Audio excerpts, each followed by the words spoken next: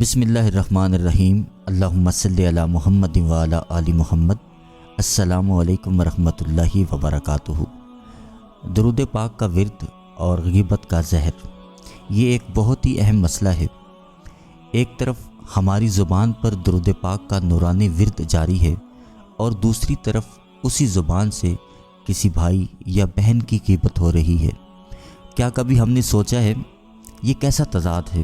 ایک طرف ہم نبی کریم صلی اللہ علیہ وآلہ وسلم پر درود بھیج رہے ہیں اور دوسری طرف ہم کسی مسلمان کی عزت اچھال رہے ہیں۔ اور درود پاک کے بارے میں فرمایا، جو شخص مجھ پر ایک بار درود پاک پڑھتا ہے اللہ کریم اس پر 10 رحمتیں نازل فرماتا ہے۔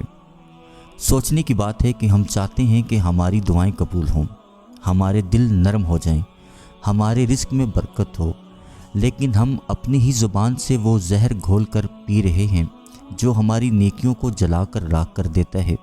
یاد رکھیں، غیبت نہ صرف گناہ ہے، گناہ کبیرہ ہے، بلکہ یہ ہماری روحانیت کو تباہ کر دیتا ہے۔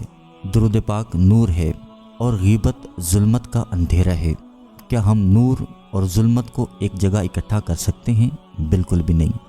آج ہی عہد کیجئے کہ ہم درود پاک کا ورد محبت، شوق اور ادب سے کیا کریں گے، اور ہم زبان کو درود پاک سے ہمیشہ پاک رکھیں گے اور ہمیشہ غیبت سے بچیں گے۔